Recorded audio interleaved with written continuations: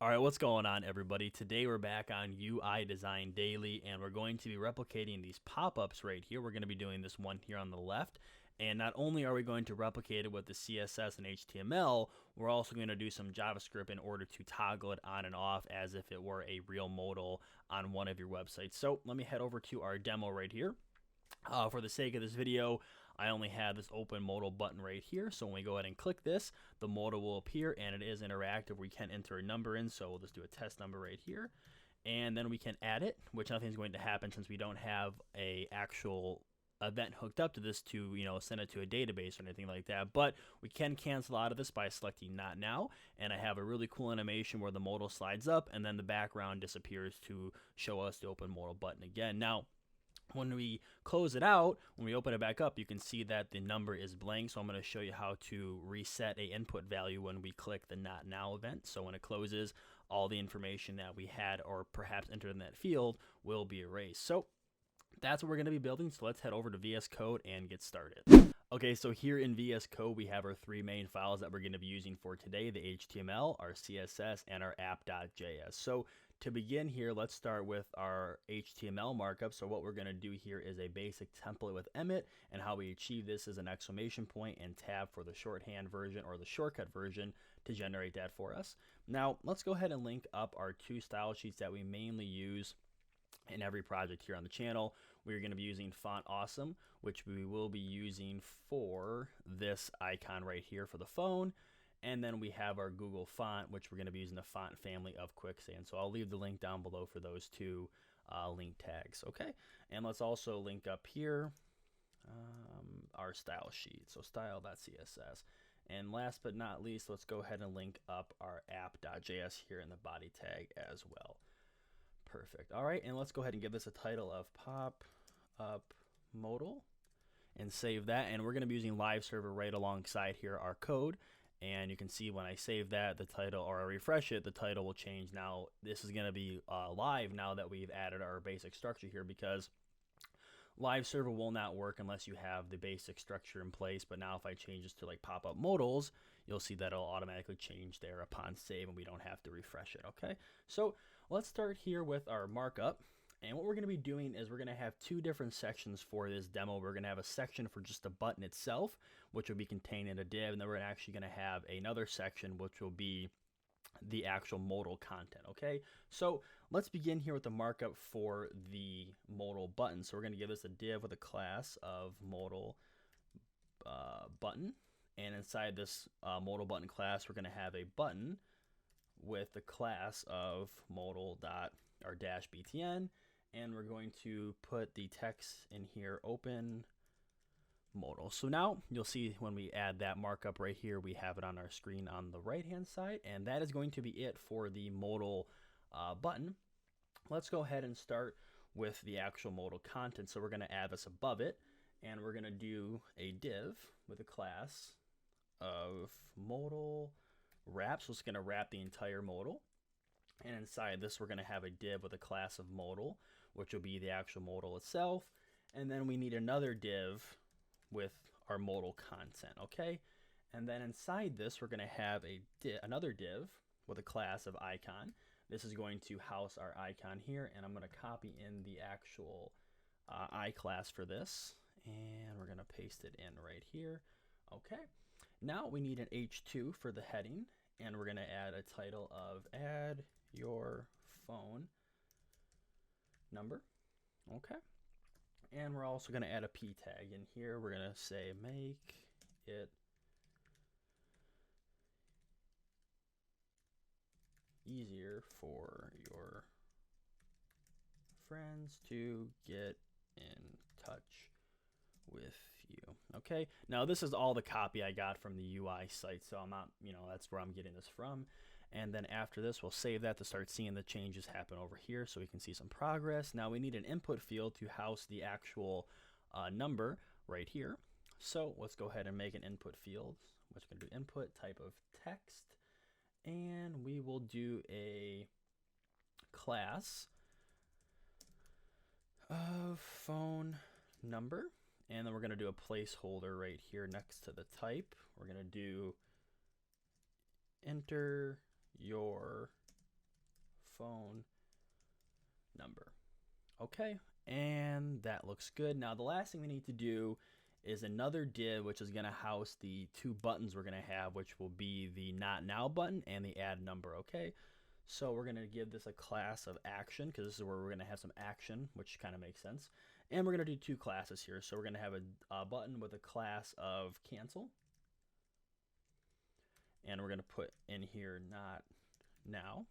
Okay, and we're going to do one more button class, which is going to be for the add number, and we'll do accept for this class type. Okay, and then we're going to do a title in here of add number. Okay, so that is the basic structure for our modal and our open modal. So we have the two sections here. We have the modal wrap, and then we also have the modal button class. Okay, so obviously things are not looking quite like this just yet, so we need to go ahead and add some style in our CSS. So let's head over to our style.css sheet and start to style this modal up. Okay, here in our style sheet, what we're going to be doing to start is a simple reset. Now what we can do for a reset is use the asterisk, which will target everything in the whole entire document, and we're going to give it a margin of 0, a padding of 0, a box sizing of border box, and we're going to give it the font family of Quicksand, which is what we use for the Google font. I got to capitalize that Q. And if that isn't available, we'll use sans serif. And by default, let's give it a font weight of 400. Okay, so if we save that, you'll see that the change will take effect. All the padding and margin by default will be removed, and everything will be scrunched up here in the top of the corner. Okay, next we're going to go ahead and set the body tag to a height of 100 VH. Let's do that. Okay, and let's start with the actual button here, our open modal button. Let's go ahead and style that up first. What we're going to want to do is we're going to target the class of modal button. Okay, and we're going to give this a height of 100%. We're going to display this as flex. We'll set the flex direction to column. Well, I guess it doesn't actually need to reset to column, so we'll just remove that. And we're going to align items center and justify content center. Okay, so that's going to push it down here to the middle. Now, for the actual button, we did give it a class of mobile or modal BTN, but we're going to give all the buttons a default style layout. So what we're going to do is we're going to target the button tag here, and we're going to give all the buttons this default styling. Okay, so let's start with the padding. So by default, all these will have 16 pixels on the top and bottom, and 60 pixels on the left and right. We're going to give it a margin of 0 top, 0 right, 24 pixels on the bottom, and then 0 on the left. And we're going to give it a border of none. We're going to put a transition here of 500 milliseconds ease all. So when we do the transition over the hover, it is smooth. We're going to give it a background color by default to be an RGBA of 255, 00, and then 0.6. And for the text color, we're going to give that a white value. We got to change that to a pound sign there. And we're going to give it a slight border radius to round the corners by 4 pixels, and then change that cursor to a pointer. Okay, so now by default, all the buttons will have the same look, and we'll go ahead and address these a little later on. Okay, so by default, there's a ugly focus event that you can see this blue outline around it. So what we're going to do to get rid of that is go on the button, and we're going to target it in the focus state here, and simply set the outline to none. Okay, so that'll get rid of that. Now, to get that hover effect, we need to target the button again and do a hover. And upon that hover, we're simply just going to change the background color to have a slightly more opacity to background of 0.3. So now when we hover over this, you'll see that it has that smooth transition from the 0.6 opacity to the 0.3. Okay, so that is looking great. Now, that is going to be it for the button. We are done with that. So let's head on to the actual modal itself. So how we're going to hide and toggle this is through JavaScript, but we're going to be using a class, a helper class of display none, and I'm pretty sure you can assume what this is going to do. We're going to set the display, and we're going to set that to none. So now if I come over to our HTML, we're going to use JavaScript to dynamically add and remove this class, but we're going to put it right here on the modal wrap. So if I add this here temporarily, you'll see that it'll be removed, which is how it's going to be by default. And what we want to do, every time I click on this button, it's going to open up the modal. Okay, so while we're styling this though, we're not going to keep this on here. So let's remove that. We'll put it back here once we are done styling up the modal. So to begin here, let's go ahead and undo that. Oops, I just redid it. And what's going on? Oh, there it is. Okay, I was like, why is it not there? Okay, so to begin here, let's go ahead and start with the modal wrap. So what we're going to be doing for the modal wrap is we're going to give this modal, we're going to give the whole thing a background color of black with an opacity of 80%. So we'll do another background color here of RGBA, and we will do 0, 0, 0, and we're going to do a 0.80. So that you'll see we'll have a slightly black background, but not completely darkened fully. We are going to set the the height to 100%, and that should fill up the entire container. Okay, and we'll also put a width of 100% on here as well, and then we'll want to position this absolute. So by default, and now you see the modal button will be back in here. So by default, the body tag here is going to have a position relative, and we have the modal wrap is the child of the body. So when we set that to position absolute, this will become position absolutely within this modal.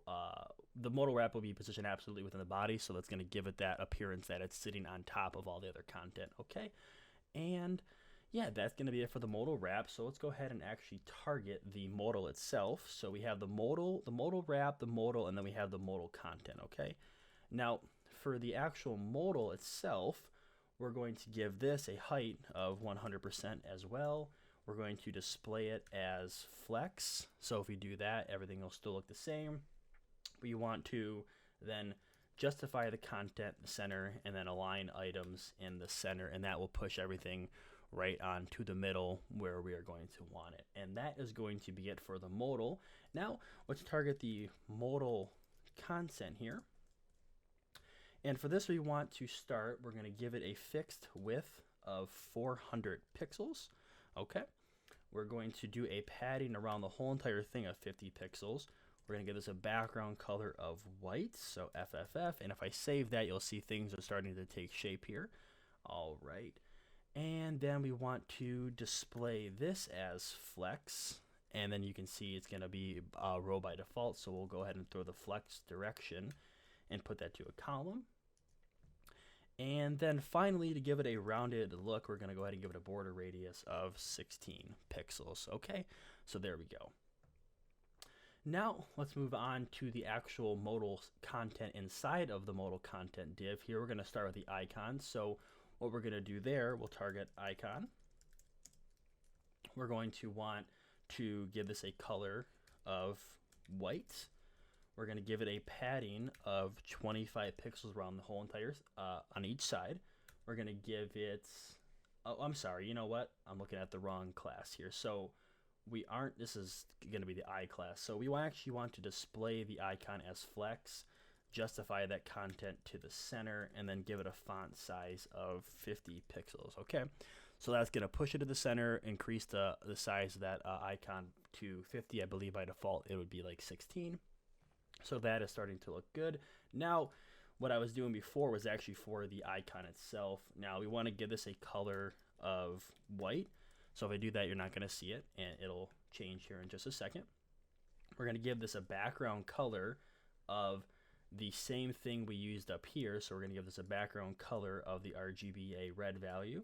And if I do that, you'll see it has that a square around it. But to make that a lot larger, we're going to add a padding of 25 pixels, and that should increase the room around that background color. And then to round that off, we'll do a border radius of 50%, and there we go. That's what we're going for. And that's going to be it for the icon. Now we have our H2 in here, which is containing the add your phone number. So let's go ahead and put a margin top to separate it from the icon by 24 pixels. We'll do a font weight of a little bit heavier at 600, and we're going to text align that to the center. All right, so got a little bit of separation between the icon and the header. Looks good. Now let's get on to the P tag here, our paragraph, which is housing our little description for the modal. And we're going to give this a font size a little bit smaller at 14 pixels. Margin top of only 12 just to separate a little bit from that header, and then give it a text align of center as well. Okay. Now let's go on to the input over here, which is going to house our number, and we want to give this a margin top of 16 pixels. We're going to do a padding here of 4 pixels on the top and bottom, 0 on the left and right, so that the content has a little bit of separation from the actual input itself to make it a little bit larger. We're going to give it a border of none, and then we're going to set the border bottom to a 1 pixel solid, and we're going to use that same RGBA value of that red at 0.3 opacity. So I'm going to copy and paste it in right here. We'll get rid of the extra semicolon, and looks a lot better. But now we have to separate it from this, which we will do on the actual button div itself. Okay.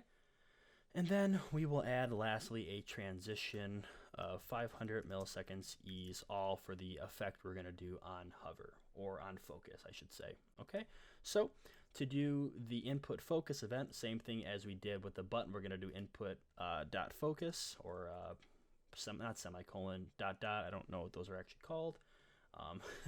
And we're going to set an outline to none as we did with the button up here. And then let's go ahead and add a border color. And I probably can paste it in here. We're going to change that to 0.6 to, I think we did 0.5 actually, my bad, 0.5 to get a little bit of a darker effect when you focus over it. And we're going to do a box shadow of 0, 1 pixel, 0, 0, and that same color again of 0.5. Okay, so now if we go over this, you kind of can't see it, but you can see it over here. When we hover over this or focusing on it, it goes to that darker color and also adds that box shadow of this right here. Okay, so that is going to be it for the input. Now let's head on to our buttons here. So we name this div action.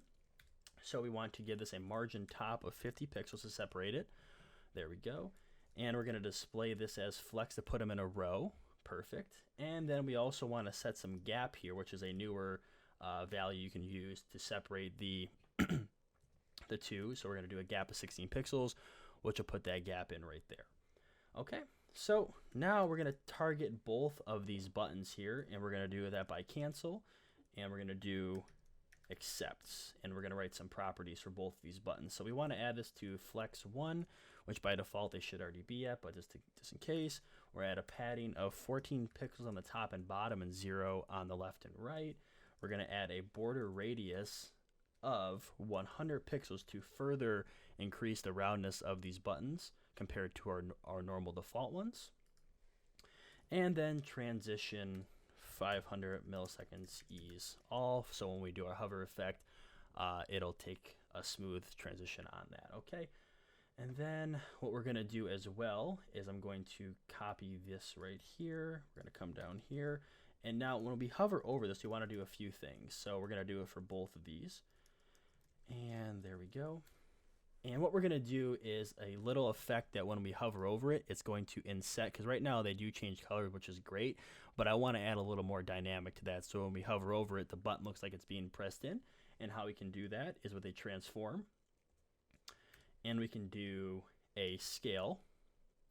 And we can set this value to 0.98. Now by default, 1 is the default value, so this is only 2 points underneath that default, and you can see it has a really nice inset, like it's being pressed in. Not too much, but it has a really cool effect, and I like it.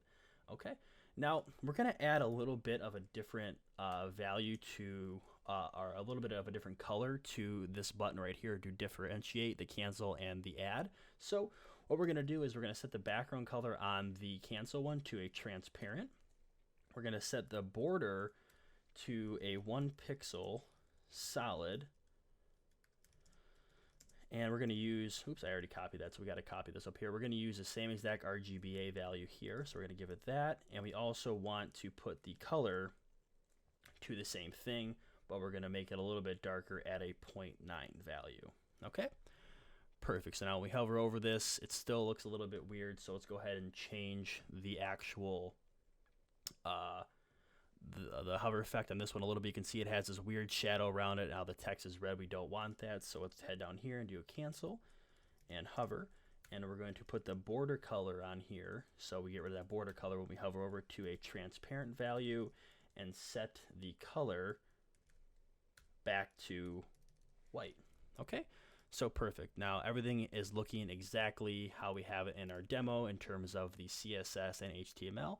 Now, the one thing we need to add, which we'll do before we get into the JavaScript, is our animation code in the CSS. As you can see here, when I close it, this goes up and then it goes away. Okay, so how we achieve that is through a animation. And I'm going to go back up to the top here and we're going to write this animation out really quick. Okay, let me just get above here.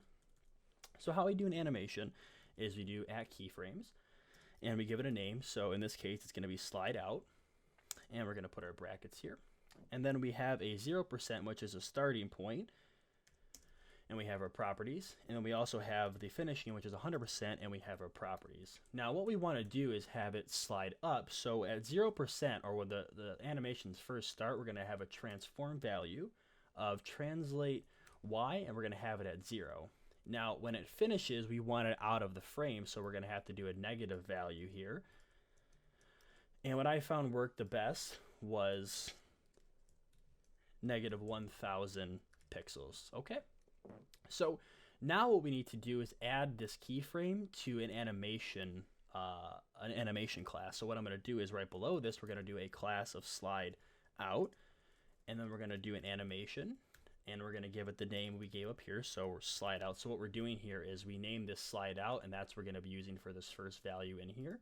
And we want the duration to be 1000 milliseconds, which is what I found worked best, and you can play with it if you like. And we're going to give it the ease effect. Okay, and then we can use JavaScript to dynamically add and remove these classes. Okay, so that is pretty much all the CSS. Now by default, I'm going to go back to our main.html file here, and we're going to add display none back to here so that we have it off when we are first starting out. Okay, so now that the CSS is done, we need to go ahead and add some JavaScript. So let's head over to our app.js file and get started on that. So to get started with our JavaScript, what we're going to want to do is get some references to all the classes we're going to need for this to work. Okay, so we're going to need to get a reference to this modal button right here. We're also going to need to get a reference to our modal wrap, the modal content, the input for the phone number so that we can reset this to be empty if and when someone goes ahead and potentially enters something in and clicks not now. We don't want them to have that value in there when they open the modal back up. And also we want to get a reference to the cancel button right here. Okay, so we'll start by doing that. So let's do a const of modal wrap for our first one, and we're going to use a document.querySelector method here and pass in the class of modal wrap. And what I'm going to do to save some time here is just copy the ending here, and we'll paste this in because we're going to be using all document.querySelectors to get the references for all of our classes here. So the next one will be modal content, and we'll just paste that in there. I forgot the equal sign though.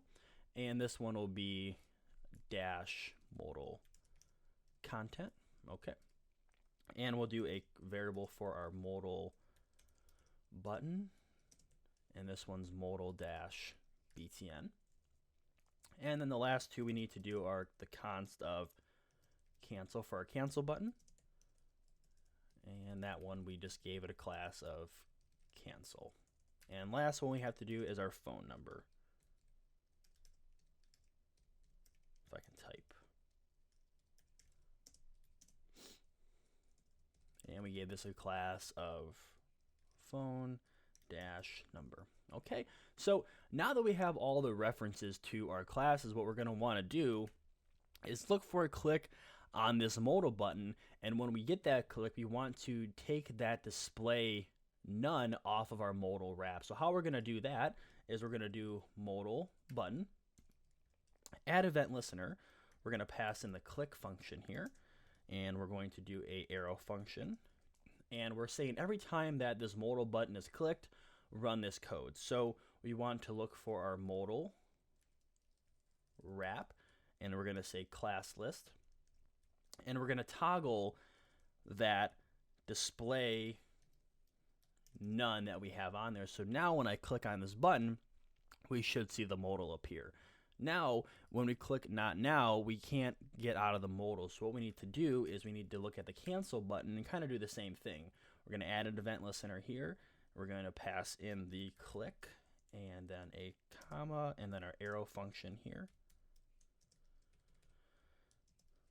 Okay, and then we're going to just copy this in right here as well, because that's what we're going to be doing. We're going to be toggling it off when we click on the cancel. So now if I click open modal, you should see that it pops up, and if I click not now, it closes. But as you recall in our demo here, when we click not now, we have an animation occur, and the modal actually slides up. So to achieve that, what we need to do is say modal content dot class list, because we don't want to have the whole modal wrap go up. That would be the whole background right here.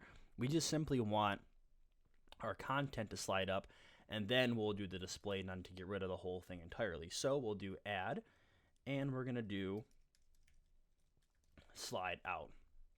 Okay, so now when I click this and I hit not now, you should see the animation appear, and we don't. So what's actually happening here is a few things. When we click on this, both of these classes are being added. So we actually want to have, when we click on this, slide out happens, and then after some time, display none gets added to the class. So how we can achieve this is with a set timeout method. So what we're going to do here is a set timeout method. We'll do our arrow function in here, and we're going to say after 650 milliseconds, we want to then add the modal wrap class list of display none. So now if we save this, we should see the desired effect happen with the slide out, and we do. Okay, but now watch. Now that we have that already occurred once, so I click open modal for the second time without refreshing, you'll see that it slides up and then it appears. So how we can resolve that is by simply coming up here and doing modal content. When we click on the modal button itself, do a class list and remove, and we're going to remove the slide out. Okay, so now if I click on this and we click not now, it'll work as expected, and if we click it again, we should have no issues. It should work perfect each and every time. Now the last thing we want to address in here is if we enter a number, for say, let's just enter some dummy text here, and we click not now and we open it again without refreshing, this value is still in here. Now we don't want that, and how we can remove that is with a simple phone number and use dot value and simply set this equal to an empty string every time we hit cancel. So if I click open modal, I enter a number in here and I click not now, you can see if I click it and open it again, the number will be gone. Okay, so that is going to be our modal demo. Hopefully you guys did enjoy. If you guys did, be sure to leave a like on it down below. And if you guys are new to the channel, be sure to subscribe. And I will see you guys in the next one.